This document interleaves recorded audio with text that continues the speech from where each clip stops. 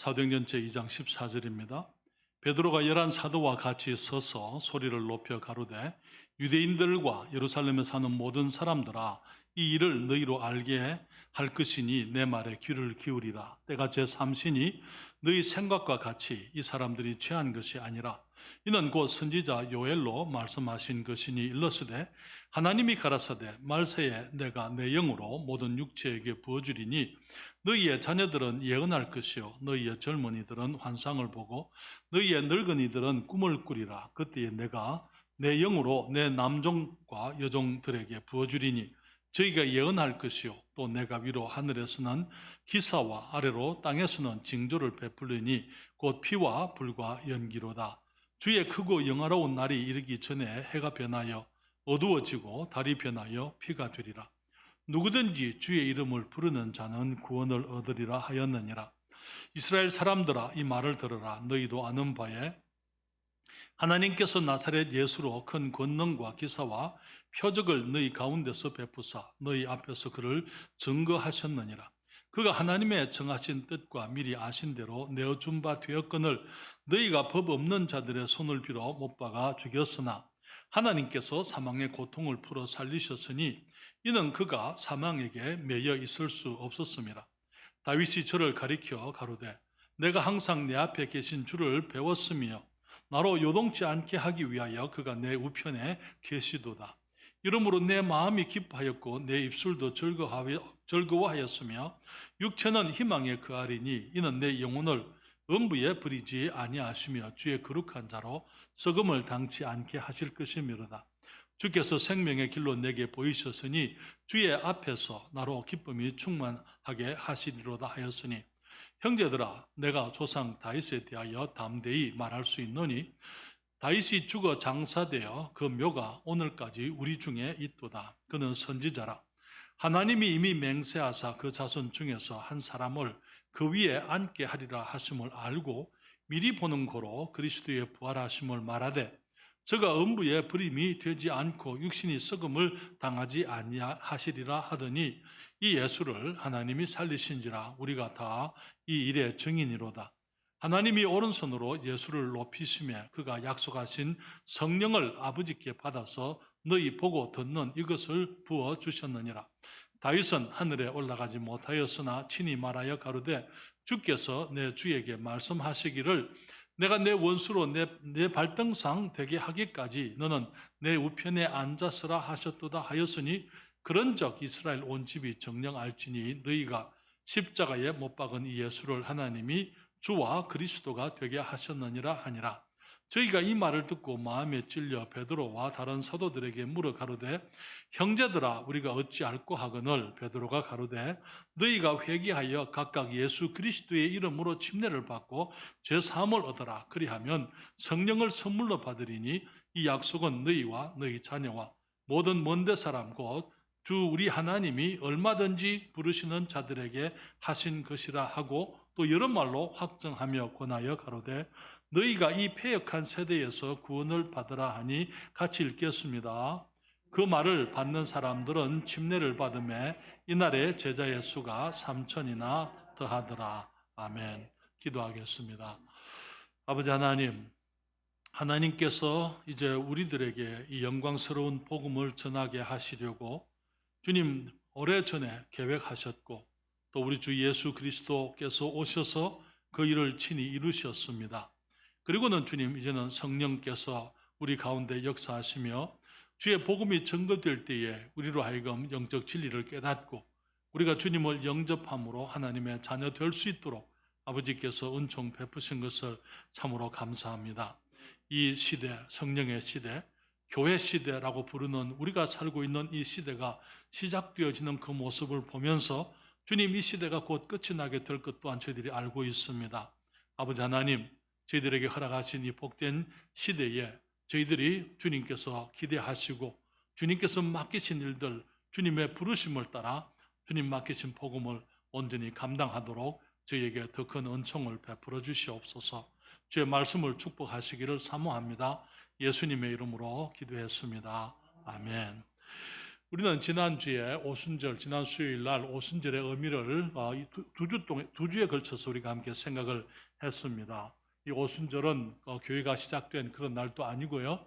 오순절은 이제 성령께서 그냥 강림하신 날도 아니고, 이제 오순절은 성령의 충만함이 임하게 되므로 하나님의 능력이 주님의 교회에 함께하게 되므로 영혼들이 이제 구원받게 되는 이 신약 시대의 사역이 이제 비로소 시작되어진 날이다. 초실절, 예수 그리스도께서 이 땅에 오셔서 이루신 그 첫 열매들을 주님께 드리게 되고, 이제는 성령께서 그 제자들을 통해서 역사하시게 되며 교회가 주님의 구령 사역을 시작하게 된 날이다. 그렇게 말씀을 드렸습니다. 그래서 이제 오순절날 이제 그들이 나가서 방언으로 주님의 복음을 전할 때에 거기에 모여있던 16개 지방 이상의 사람들이 함께 모여와서 그곳에 와서 자기들이 난고 방언으로 제자들이 말하는 것을 듣고는 이 사람들이 다 갈릴리 사람인데 어떻게 우리가 이제 우리 난고 방언으로 이 하나님의 큰 일을 말하는 것을 듣느냐, 그렇게 그들이 의혹하면서 어떤 사람들은 말하기를 저희가 새 술이 취하였다, 술에 취해가지고 저들이 횡설수설하는 것이다, 그렇게 얘기를 했습니다. 거기에서부터 이제 사도 베드로가 위대한 설교를 하게 됩니다. 우리 주님께서 하신 많은 가르침과 설교들이 복음서에 기록이 되어져 있습니다만은, 이제는 주님의 제자들 가운데 사도들 중에 이제 비로소 복음을 정확하게 우리가 이 믿어야 될 복음, 예수 그리스도가 누구시며 우리가 어떻게 그리스도를 믿음으로 구원받게 될 수 있는지, 이제 우리들이 지금 증거하고 있는 그 복된 진리를 사도 베드로가 이제 처음으로 증거하는 것을 보게 되는 것입니다. 그래서 이 베드로의 그 설교, 이 교회 시대의 첫 설교, 그 복음 설교를 보게 될 때에 그는 구약 성경의 예언을 근거로 말씀을 전한 것을 보게 됩니다.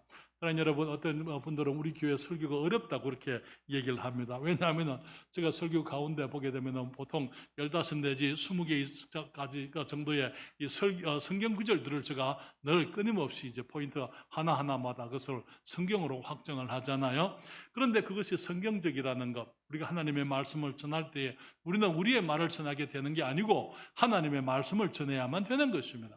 하나님의 말씀을 전하면서 또 하나님의 말씀을 근거로 해서 전해야 되는 것이죠.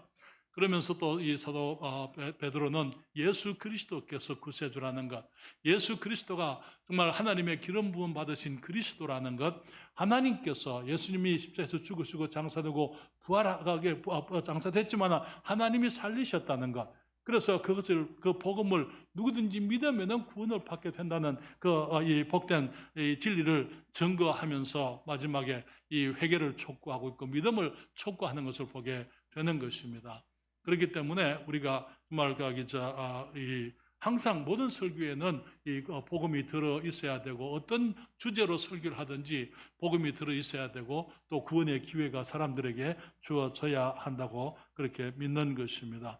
그래서 오늘 이 본문의 말씀 가운데서도 베드로가 너희가 이 패역한 세대에서 구원을 받으라라는 이 위대한 설교를 하게 된 것을 보면서 우리는 이 설교를 자세히 좀 이렇게 살펴볼 필요가 있습니다. 먼저 우리가 생각할 수 있는 것은 오순절의 그 사건, 방언을 말하고 그들이 나가서 이제 이 갈릴리 사람들이 전혀 배운 것이 없는 사람들이 하나님의 성령의 능력으로 주님이 말씀하게 하심을 따라서 그들이 여러 나라의 그 방언으로 말하게 된 것은 요엘 선지자가 이미 예언한 것이 성취되어진 것이다 라고 베드로가 말씀을 하고 있는 것을 보는데요.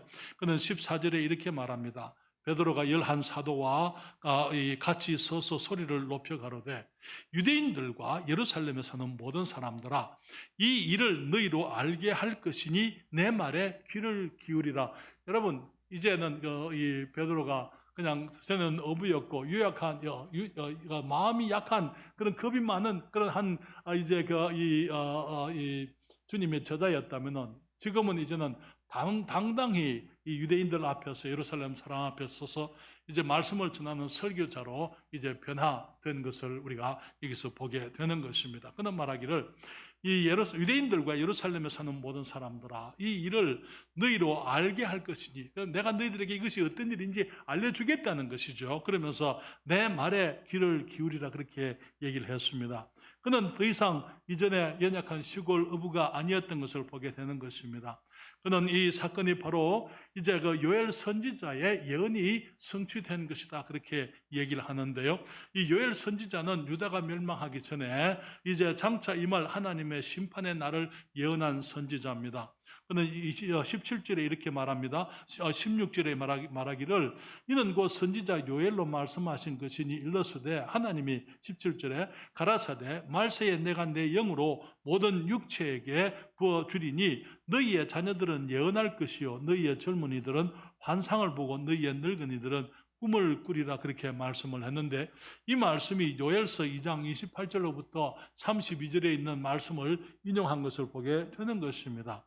여기에 그 성경은 말하기를 요엘서 2장 28절부터 32절에 그 후에 내가 내 신을 만민에게 부어주리니 너희 자녀들이 장래 일을 말할 것이며 너희 늙은이는 꿈을 꾸며 너희 젊은이는 이상을 볼 것이며 그때에 내가 또 내 신으로 남종과 여종에게 부어줄 것이며 내가 이적을 하늘과 땅에 베풀리니 곧 피와 불과 연기라. 여호와의 크고 두려운 날이 이르기 전에 해가 어두워지고 달이 핏빛같이 변하려니와 누구든지 여호와의 이름을 부르는 자는 구원을 얻으리니 이는 나 여호와의 말대로 시온산과 예루살렘에서 피할 자가 있을 것이며 남은 자 중에 나 여호와의 부름을 받을 자가 있을 것임이니라. 요엘 선지자는 장차 임할 여호와의 날, 크고 두려운 날, 여호와의 영화로우신 날이 오게 될 것을 얘기를 하고 있습니다. 그 날은 바로 하나님께서 이제 모든 민족들을 불러서 심판하시는 마지막 심판의 날인 것을 보게 됩니다. 그러나 그 날이 있기 전에 이제 이스라엘 백성들을 다시 부르시겠지만은 주님께서 이 땅에 재림하셔서 주님의 나라를 회복하시기 전에 이스라엘 백성들에게 큰 환란이 있게 될 것을 말씀을 하고 있습니다. 이방 나라를 심판할 것이며 이스라엘 나라가 회복되어질 것이다, 그렇게 말씀을 하고 있는데 그 이제 주의 날에 관한 징조 중에 하나가 바로 이 성령의 강림이었더랬어요.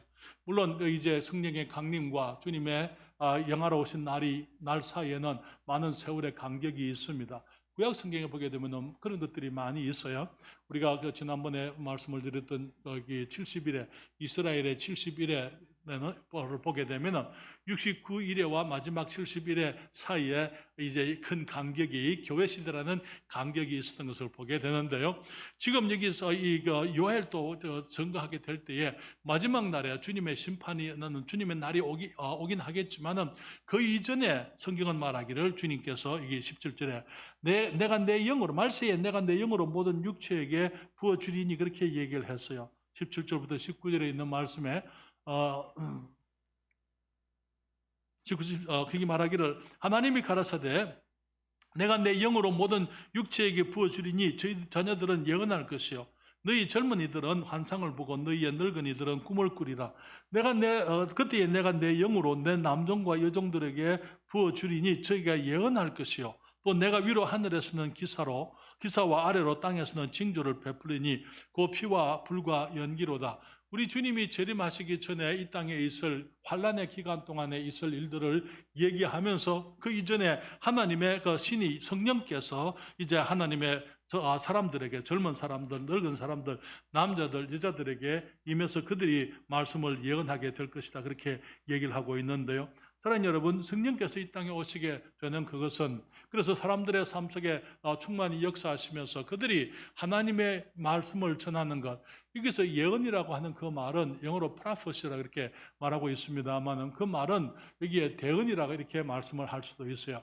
많은 경우에 예언을 생각하게 되면 우리가 장래일 아직까지 되지 아니한 일을 미리 얘기하는 것을 예언이다, 그렇게 얘기를 하는데요. 성경적인 의미에서 보게 되면은 이 대신해서 말한다 그 말이에요. 프로페시라는 것은 대신해서, 프로라는 것은 뭘 대신해서 그런 뜻이에요.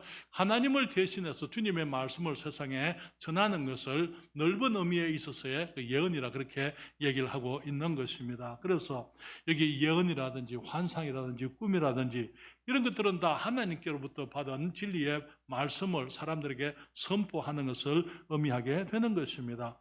뿐만 아니라 성령께서 임하심으로 이제 그 구약 주님이 오시기 전에는 구약 성경만 있었습니다만은 주님께서 오시고 난 이후에 신약 성경까지 기록이 되게 하는데 그 일을 성령께서 하시게 되는 것입니다. 그러면서 우리들에게 온전한 하나님의 말씀, 이제 우리들이 부족함이 없고 온전히 갖추어진 하나님의 말씀이 우리에게 주어지게 된 것이지요. 그래서 하나님의 뜻과 하나님의 계획에 대하여 더 자세히 예언되어지고 계시되어지므로 지금 우리는 하나님에 대한 성경과 주님의 계획에 대한 온전한 주님의 말씀을 가지고 있고, 이 말씀을 우리가 증거하게 될 때에 그것을 예언이다 혹은 대언이다 그렇게 얘기를 하는 것입니다. 그때에 이제 이스라엘 백성들에게 요엘이 말하기를 여기에 누구든지 주의 이름을 부르는 자는 구원을 얻으리라 그렇게 말씀을 했습니다. 요엘서 2장 32절에 말하기를 누구든지 여호와의 이름을 부르는 자는 구원을 얻으리니 이는 나 여호와의 말대로 시온 산과 예루살렘에서 피할 자가 있을 것이며 남은 자 중에 나 여호와의 부름을 받을 자가 있을 것임이니라. 우리가 늘 말씀을 드립니다만 이스라엘 백성들을 주님께서 지금은 교회를 사용하고 이방인들을 중심으로 주님이 역사하고 계시지만은 하나님께서 다시 이스라엘을 사용하실 때가 오게 된다고요. 그때 남은 자가 있어서 다시 그들이 주님의 계획 속에 들어오게 될 것이라고 그렇게 말씀을 하고 있는 것입니다. 그러면서 성경의 약속은 누구든지 주의 이름을 부르는 자는 구원을 얻으리니, 이것은 신약 성경이 하고 있는 얘기가 아니고 구약 성경 요엘서에서 이미 예언되어진 말씀이 이제는 신약 시대에 이제 실현되어져 가는 것, 오순절날 성령께서 임하게 되고 이제 성령이 이 주님의 종들에게 강하게 역사하게 될 때 그들이 주의 말씀을 전하게 되고 그 말씀에 성령의 능력이 함께하게 될 때에 그때 그 말씀을 듣고 사람들이 주님의 이름을 부르게 되면은 누구든지 구원이 있게 될 것이다. 주님이 말씀을 하고 있는 것입니다. 그래서 우리는 사도 베드로의 설교가 이 구약 성경을 기초로 한 설교였다. 그것이 요엘 선지자의 예언이 이루어진 것임을 그가 증거했다라는 것을 보았습니다. 예수님의 부활과 그가 그리스도 우리 주님이심을 구주이심을 증거하게 된 것을 보게 됩니다. 여기에 2장 22절에 말하기를 이스라엘 사람들아 이 말을 들으라. 너희도 아는 바에 하나님께서 나사렛 예수로 큰 권능과 기사와 표적을 너희 가운데서 베푸사 너희 앞에서 그를 증거하셨느니라. 23절에 그가 하나님의 정하신 뜻과 미리 아신 대로 내어준 바 되었거늘 너희가 법 없는 자들의 손을 못 박아 죽였으나 24절에 하나님께서 사망의 고통을 풀어 살리셨으니 이는 그가 사망에게 매여 있을 수 없었음이라 그렇게 얘기를 했습니다. 하나님 여러분, 여기에 주님 말씀하시기를 베드로가 하는 말이 너희가 이제는 이스라엘 사람들아 이 말을 내 말을 들으라. 다시 한번 이제 설교자로서 하나님의 말씀을 선포하는 사람으로서의 권위를 가지고 말씀을 하고 있는 것을 보게 됩니다. 여기에 22절에 그렇게 말하고 있죠. 이스라엘 사람들아 이 말을 들으라. 너희도 아는 바에 하나님께서 나사렛 예수로 큰 권능과 기사와 표적을 너희 가운데 베푸사 너희 앞에 그를 증거하셨다고요. 그런데 그 사람을 그 예수 그리스도를 23절에 말하기를 그가 하나님의 정하신 뜻과 미리 아신 대로 내어준 바 되었거늘 너희가 법 없는 자들의 손을 빌어 못 박아 죽였으나, 그리고는 이 사도 베드로가 증거하는 것은 예수 그리스도의 부활인 것을 보게 됩니다. 하나님께서 사망의 고통을 풀어 살리셨으니 이는 그가 사망에게 매여 있을 수 없었음이라 그렇게 말씀을 했습니다. 그러면서 이 베드로는 한 걸음 더 나아가서 이 예수 그리스도의 부활 역시 구약 성경의 예언의 성취였던 것을 그는 여기서 또 계속해서 말씀을 통해서 증거하고 있는 것을 보게 되는데요. 여러분 25절부터 있는 말씀을 보십니다. 사도행전 제2장 25절부터 우리 28절 말씀을 보시게 되면은 다윗이 누가요? 다윗이 하나님의 사람, 하나님의 마음에 합한 자, 이스라엘의 위대한 임금이었던 다윗이 저를 가리켜 가로되 내가 항상 내 앞에 계신 주를 배웠으며 나로 요동치 않게 하기 위하여 그가 내 우편에 계시도다. 이러므로 내 마음이 기뻐하였고 내 입술도 즐거워하였으며 육체는 희망에 거하리니 이는 내 영혼을 음부에 버리지 아니하시며 주의 거룩한 자로 썩음을 당치 않게 하실 것이미로다. 주께서 생명의 길로 내게 보이셨으니 주의 앞에서 나로 기쁨이 충만하게 하시리로다 하였다 그렇게 얘기를 했습니다. 여러분 여기 다윗이 베드로가 지금 인용한 이 성경은요 시편 16편 9절부터 11절 말씀인데요. 거기에 거의 정확하게 인용이 되어져 있는 것을 봅니다. 이 말하기를 이러므로 내 마음이 기쁘고 내 영광도 즐거워하며 내 육체도 안전히 거하리니 이는 내 영혼을 음부에 버리지 아니하시며 주의 거룩한 자로 썩지 않게 하실 것임이니이다. 주께서 생명의 길로 내게 보이시리니 주의 앞에는 기쁨이 충만하고 주의 우편에는 영원한 즐거움이 있나이다. 그렇게 얘기를 했습니다. 그러나 여러분, 지금 다윗이 하는 얘기가 누굽니까? 그는 말하기를 내가 항상 내 앞에 계신 주님을 배웠다고요. 주님을 항상 배웠다, 아련을 했다, 그렇게 얘기를 하는데, 그렇기 때문에 여기서 말하고 있는 이 사망 가운데 거하지 않고, 이제 여기에 주님께서 말씀하시길 내 영혼을 음부에 버리지 아니하시며 주의 거룩한 자로 썩지 않게 하실 것임이니이다. 그 얘기는 다윗 자신을 얘기하는 게 아니에요. 이제 다윗이 말하고 있는 주님에 대해서 얘기를 하고 있는 거예요. 그는 말하기를 여기에 이 주께서 생명의 길로 내게 보이시겠다 그렇게 말씀을 했는데요. 여기에 이 베드로는 그렇게 설교를 그렇게 사람들에게 얘기를 하고 있는 것을 봅니다. 29절에 보면은 사도행전 2장 29절에 형제들아 내가 조상 다윗에 대하여 담대히 말할 수 있느니 다윗이 죽어 장사되어 그 묘가 오늘까지 우리 중에 있도다 그렇게 얘기를 했어요. 다윗이 지금 죽어서 그의 묘가 다윗의 무덤이 지금도 우리 가운데 베드로가 설교하는 그 순간에도 지금 다윗은 죽어서 이 무덤 속에 있다는 것이죠. 그래서 그는 말하기를 30절에 그는 선지자라 하나님이 이미 맹세하사 그 자손 중에 한 사람을 그 위에 앉게 하리라 하심을 알고 그는 이제 하나님의 약속 아브라함, 다윗의 자손들 아들들 가운데서 이제 하나님께서 다윗의 위에 앉게 할 것이고 그 나라가 영원하게 될 것이다라는 그 말씀을 그는 믿었어요. 그렇기 때문에 자손 중에 한 사람을 그 위에 그 왕자에 앉게 하실 것을 알고 31절에 미리 보는 거로 그리스도의 부활하심을 말하되 저가 음부에 버림이 되지 않고 육신이 썩음을 당하지 아니하시리라 하더니 지금 베드로가 다윗의 예언을 성경 시편 16편의 그 말씀이 바로 그리스도의 부활에 대한 예언이었다. 그래서 그 말하기를 그리스도의 부활을 하심을 말하되 미리 보는 거로 그가 주님의 부활에 대해서 얘기를 했다 그렇게 얘기하는 것이죠. 32절에 말하기를 이게 성경이 말하죠. 그는 예수 그리스도께서 우리의 구세주 되심을 부활하신 것을 증거합니다. 그는 말하기를 하나님이 이 예수를 살리신지라 우리가 다 이 일에 무엇이라고요? 증인이다. 왜냐하면 베드로와 주님의 제자들은 정말 주님께서 십자가에 가시고 무덤에 들어가시고 부활하시고 또 40일 동안 함께 있으면서 주님이 살아나신 것을 그들이 직접 보고 경험한 사람들이기 때문에 그들이 자기들이 보고 경험한 것을 증거하고 있는 것입니다. 만약에 그리스도께서 부활하지 않았더랬다면요, 여기 베드로나 이 모든 사람들은 주님이 부활했다라고 말하는 그 모든 사람들은 거짓말장애 그렇잖아요. 그러나 이 증인이라는 그 말은 1차 경험자, 내가 보고 알고 경험한 것을 증거하는 사람이 증인이라는 뜻이에요. 그렇기 때문에 지금 베드로는 자기가 알고 있는 주님, 자기가 경험한 주님, 바로 그분이 다윗이 이야기한 이 다윗의 자손, 이스라엘의 구세주, 이스라엘의 임금으로 오시는 이 메시아였던 것을 그는 그렇게 알고 있었고 그렇게 증거하면서 하나님께서 그를 죽은 자 가운데 살리셨다고 그는 증거하고 있는 것입니다. 그리고 2장 36절에 보면 이렇게 얘기하고 있어요.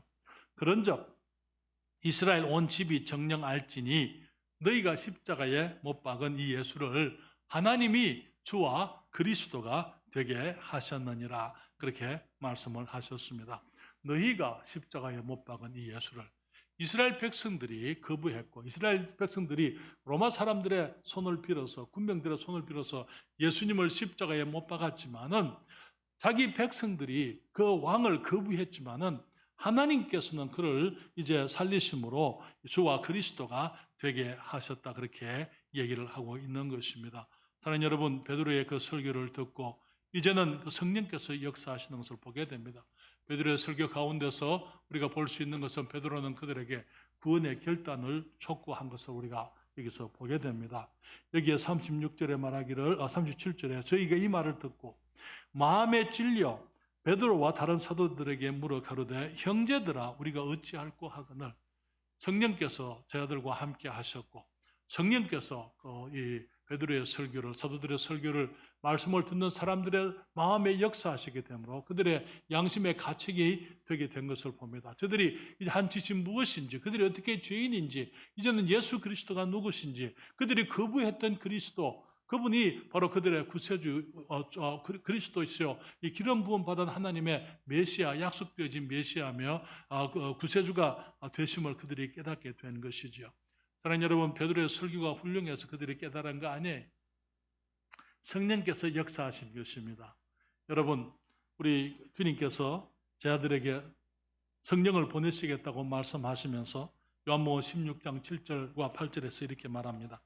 그러하나 내가 너희에게 실상을 말하노니 내가 떠나가는 것이 너희에게 유익이라. 주님이 가시는 것이 우리들에게 더 유익이라고요.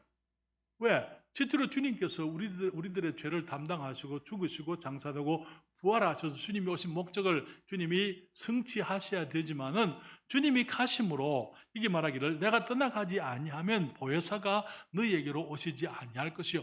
주님이 가시게 되면 이제 보혜사 성령께서 오시는데 이 주님이 가지 않으면은 보혜사 성령께서 못 오신다는, 안 오신다는 것이죠.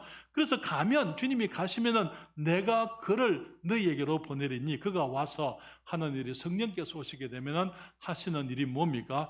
죄에 대하여, 의에 대하여, 심판에 대하여 세상을 책망하시겠다, 그렇게 얘기를 했습니다. 이 책망이라는 그 단어는요, 영어로 reprove라 이렇게 얘기를 합니다만은 그 단어의 뜻은 이게 이제 그것을 깨닫게 한다, 가책을 느끼게 한다, 그 말에. 하나님 말씀을 들으면서 내가 죄인이구나라고 깨닫고 그것을 이제 그 가책을 느끼고 회개의 필요를 느끼게 되는 것, 그것이 우리 주님께서, 성령께서 우리 가운데 역사하시게 될 때 죄인들이 자기들이 죄인인 것을 알고 죄를 회개할 필요를 깨닫게 되고 주님께 나오게 되는 것을 말하는 것입니다. 그것이 성령께서 하시는 일인 것이죠. 여기에 그래서 이 죄에 대해서 말씀을 하시고 의에 대해서, 참된 의가 뭔지 우리가 율법으로 어렵게 되는 것 아니고 예수 그리스도 안에서 주님을 믿음으로 어렵게 된다는 그 사실을 우리가 깨닫게 해주시는 것이죠. 그러면서 그 주님을 거부하는 사람들 앞에 심판이 있다는 것, 우리가 죄로 말미암아 심판받을 수 없게 된다는 그 사실을 주님께서, 성령께서 우리에게 깨닫게 해주시는 것입니다. 그럴 때에 사람들이 양심의 가책을 느끼게 되고 그들이 말하기를 형제들아 우리가 어찌할꼬, 그 이스라엘 사람들이 베드로와 사도들에게 물었던 것을 보게 되는 것이죠. 그때에 우리가 이 성령께서 오셔서 하시는 그 일에 대해서 우리 요한복음 15장 26절부터 27절에 그렇게 또 말씀하고 있습니다. 내가 아버지께로서 너희에게 보낼 보혜사 곧 아버지께로서 나오시는 진리의 성령이 오실 때에 그가 나를 증거하실 것이요 너희도 처음부터 나와 함께 있었으므로 증거하느니라. 여러분, 성령이 하시는 일이 뭡니까? 성령은 결코 자기를 증거하지 않습니다. 오늘날 너무나 많은 사람들이 성령을 받았습니까? 성령을 받은 증거가 무엇입니까? 어떻게 성령을 받았습니까? 성령에 대해서 얘기를 하고 있어요. 아니요. 성령은 조용히 일하시면서, 성령은 뒤에서 일하시지만은, 능력으로 역사하시지만은 그분이 내세우는 분은 예수님이에요. 그분이 예수님을 증거하는 것입니다. 그래서 예수 그리스도가 우리의 생명 되시고 우리의 구세주 되시고 우리의 의가 되시고 우리를 위해서 돌아가신 우리의 구세주라는 그 사실을 성령께서 우리에게 알게 하시는 것입니다. 자주 말씀을 드렸습니다만 제가 구원받았을 때 저는 교회를 그전에 다녀보지를 않았었어요. 복음의 말씀을 처음 들었을 때에 그때 그 하나님께서 어떻게 우리를 사랑하시는지, 어떻게 예수님께서 오셔서 우리 죄를 위해서 죽으시고 장사되고 부활하셨는지 그 말을 들을 때에 내 안에서 한 거기서 두드름이, 느낌이, 나에게 하시는 말씀이 내가 그것을 믿어야 한다, 내가 그것을 받아들여야 한다, 내게 깨닫게 하시고 그것을 촉구해 주시는 한 분이 계셨던 것을 제가 지금도 알고 있어요. 지금도 그때 일을 기억하고 있습니다. 제가 똑똑해서가 아니에요. 제가 성경을 많이 알아서도 아니에요. 제가 교회를 열심히 다녔기 때문에도 아니에요. 세례나 침례를 받거나 다른 무엇을 해서가 아니고 첫날 저녁에, 그 수요일 저녁에 거기에 정말 이 조그만한 이 부산의 그 반송에 조그만한 거기 철거민 동네예요. 철거민들이 이주해 가는 그 동네. 거기에서 시작되어진 그 조그만한 교회, 이 열흘 만에 그 교회가 시작되고 열흘 만에 제가 복음을 듣고 그때 우리 성령님께서 내 안에 말씀하시게 되므로 주님을 영접하고 구원을 받게 된 것입니다. 여기에 그들이 말하기를 형제들아 우리가 어찌할꼬? 라고 그들이 베드로와 사도들에게 물을 때에 그들 38절에 말하기를 베드로가 가로되 너희가 회개하여 각각 예수 그리스도의 이름으로 침례를 받고 죄사함을 얻어라. 그리하면 성령을 선물로 받으리니 이 약속은 너희와 너희 자녀와 모든 먼데 사람 곧 주 우리 하나님이 얼마든지 부르시는 자들에게 하신 것이라 하고 또 여러 말로 확정하며 권하여 가로되 너희가 이 패역한 세대에서 구원을 받으라 하니 그들에게 회개하라. 그렇게 회개라는 그 말은 돌이킨다 그 말이에요. 전에는 그들이 그리스도를 거부했습니다. 그리스도를 이제는 배척했더랬어요. 그리스도를 믿지 않았더랬어요. 이제는 그들이 주님께로 돌아오게 되고 예수 그리스도의 이름으로 그들이 거부했던 예수 그리스도의 이름으로 그들이 침례를 받는데 그 침례는 믿음의 표현이에요. 그리스도를 믿는 믿음의 표현으로서 침례를 받게 되면은 그때에 성령을 이제 그 선물로 받게 된다. 여러분, 우리가 무엇을 열심히 해서 구원받는 것도 아니고 성령 받는 게 아니에요. 예수님을 영접함으로 이제 오순절 날 성령의 충만함이 임했지만 그 사건은 한 번밖에 없었다고 말씀을 드렸어요. 이례적이었다고 두 번 다시 재현된 게 아니고 그때부터는 우리가 주님을 영접하게 되면은 성령께서 우리 안에 선물로 오시게 된다고 얘기하고 있는 것입니다. 그래서 여기 우리가 예수님을 영접하게 될 때에 주님의 은혜로 하나님의 값 없이 우리가 주님 앞에 주님의 성령을 영생을 우리가 누리게 얻게 되는 것입니다. 사랑하는 여러분, 그때 3,000명의 사람들이 침례에 순종했습니다. 사람들이 묻습니다. 그때 그 3,000명의 사람들이 침례를 받으려면 그 많은 물이 어디 있었겠습니까? 침례는 물속에 들어가는 거잖아요. 그렇죠? 그것이 어디 있었어요? 어디 그렇게 성전에서 그런 물이 어디 있어서 침례를 받았겠습니까? 그때 그들이 받은 것은 침례가 아니고 세례일 겁니다. 물을 뿌린 걸 겁니다. 그렇게 얘기한 사람들이 있습니다. 그렇지 않아요. 저희가 지난번 이스라엘에 갔을 때에 이스라엘에 이제 이 복구 발굴 작업들이 많이 진행되고 있습니다. 지금도 진행되고 있는데요. 그런데 여러분들이 성전 사진을 이제 이스라엘 사진을 보시게 되면은 여기에 돔 오브 락 황금 사원이 이슬람 사원이 있고 여기 왼쪽으로 보게 되면 또 사원이 또 하나 있습니다. 이제 회색 지붕으로 도움이 되어 있는 사원이 또 있을 거예요. 알-악사라는 그 사원입니다. 거기에 바로 앞에 보시게 되면은 여러분들이 거기 벽이 이스라엘 성벽이 문이 두 개가 있는데 아치문이 두 개 있는데 이제 두 개가 이렇게 돌로 막아놓은 것을 보실 수 있어요. 여러분들이 그 그림을 잘 보시게 되면은 그 중에 오른쪽에 있는 것이 훌다 문이라 그럽니다. 거기 여선지자 훌다의 이름을 땄어요. 거기에 보면은 제가 처음에 이스라엘 갔을 때는 거기 밑에 문 앞에 이 계단들이 있는데 계단들이 발굴이 안 됐었어요. 두 번째 갔을 때는 그 계단들을 다 발굴했습니다. 발굴하고 보니까 그 밑에 이제 거기 이 목욕을 할 수 있는 사람들이 몸을 씻고 성전에 들어가기 위해서 준비되어져 있는 수조들이 가득히 있는 것을 거기에 우리가 확인을 했어요. 그게 왜 그러냐면은 이스라엘 백성들은 1년에 3번씩 이제 그 남자들이 예루살렘 성전에 들어가게 되어져 있어요. 예루살렘 성전에 와서 하나님 앞에 나타나야 되는 것입니다. 그런데 그들이 성전에 들어가기 전에는 먼저 몸을 씻고 들어가게 되어져 있습니다. 그렇기 때문에 거기에 이미 몸을 씻을 수 있는 수조들이 이제 그런 물의 저장고들이 이미 준비되어져 있는 것을 보게 됩니다. 그래서 사람들이 물이 어디 있어서 그 3,000명의 사람들이 그날 침례를 받았겠습니까? 라고 하는 그 의문이 우리가 해결된 거예요. 거기에 이미 물이 준비되어져 있었고 이스라엘 백성들이 이 성전에 들어가려면 몸을 씻고 들어가야 됐기 때문에 물이 준비되어 있는 건 당연한 거예요. 언제 기회 되면 제가 여러분들을 모시고 한번 가보고 가서 여러분들이 그것도 보여드리고 정말 거기에 이 헤롯 이 대왕이 얼마나 뛰어난 건축가였는지 이스라엘은 비가 많이 안 오는 곳이거든요. 그런데 거기 계단에서 이 위에서 오는 그 모든 물들을 거기에 다 모일 수 있도록 물길을 다 터놨어요. 그래서 거기에 물들이 모여가지고 이스라엘 백성들이 들어갈 때 몸을 씻고 들어갈 수 있도록 그런 설계들을 이 헤롯 임금이 그렇게 다 해놓은 것을 우리가 보게 됩니다. 어쨌든 사랑하는 여러분, 3,000명의 사람들이 그때 침례를 받으면서 그들이 더해졌다 그랬어요. 더해졌다는 말은 이미 무엇이 있는데 그게 더해졌다 그 말이잖아요. 침례를 받음으로 이 새로운 신자들이 이제 그 교회에, 예루살렘 교회에 더해지게 되었다. 그렇게 얘기를 하는 것입니다.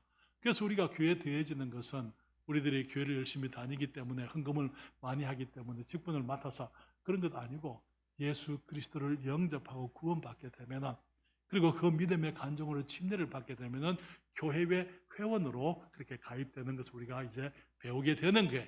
그래서 우리 교회는 등록 제도가 없는 것입니다. 누구든지 예수님을 영접하고 구원받고 이제 침례를 순종하게 될 때 성경적인 침례, 침례가 뜻이 뭡니까?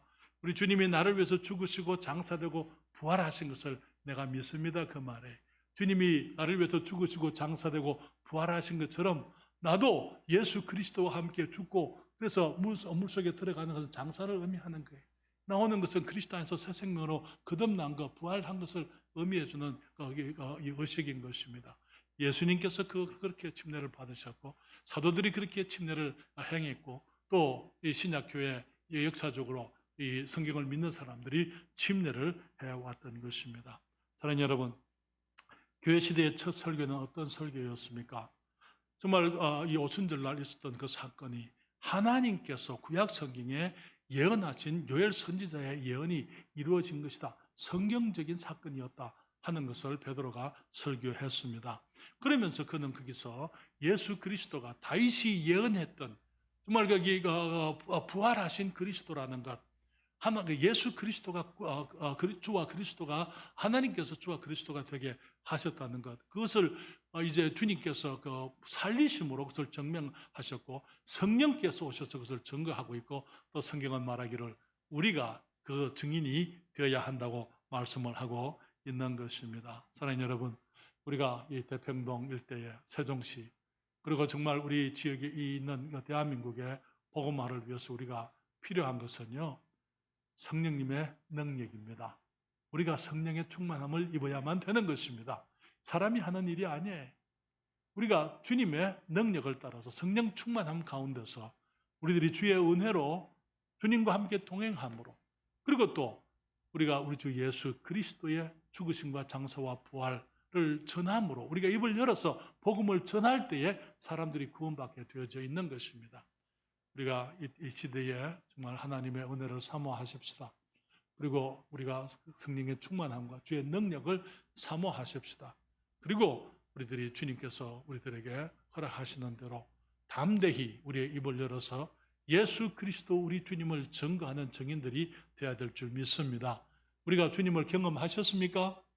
예, 많은 사람들이 그 전도를 어렵게 생각을 하는데 어려운 게 아니고 내가 경험한 그리스도를 얘기해 주면 되는 거예요. 있잖아요. 내가 어떻게 구원받기 전에 내 모습이 어땠는지, 그리고 내가 어떻게 구원을 받았는지, 구원받고 난 이후에 내가 어떤 사람이 됐는지, 내가 가지고 있는 하나님의 축복과 은혜가 무엇인지 내게 일어난 것을 그냥 사람들에게 얘기해 줄 때, 그때 성경을 기초로 해서 우리가 사람들에게 말씀을 전할 때에 성령께서 우리들의 말을 통해서 주님이 역사하시는 것을 우리가 배우게 됩니다. 사랑하는 여러분, 어제 우리 태연순 자매가 전화가 왔어요. 와가지고 하는 말이 우리 이만수 형제님이 새로 사무실을 냈는데 그렇게 가니까 이만수 형제님이 같이 일하시는 분에게 복음을 전하고 구령을 하고 있었다고요. 사랑하는 여러분, 그런 말씀을 들을 때 얼마나 감사한지 몰라요. 우리 하나님께서 우리 군산의 이만수 형제님 가정 또 정말 곳곳에 우리들이 복음을 우리 모두가 어디 있든지 간에 복음을 전하는 주님의 증인들이 되기 위해서 우리가 주님 앞에 은혜를 구하고 주의 성령의 충만함을 구하고 또 우리가 담대히 입을 열어서 주님을 전할 수 있게 되기를 바랍니다. 그래 주님 우리에게 허락하신 이 위대한 기회, 이 대평성서 침례교회 이 지역에서 우리의 사역을 통하여 수많은 영혼들이 주님께로 돌아오는 복된 일들이 있게 되기를 바랍니다. 이를 위해서 기도해 주시고 우리 서로를 사랑하고 우리가 한 마음이 되어서 주님의 일을 이루어가는 저와 여러분 되시기를 바랍니다.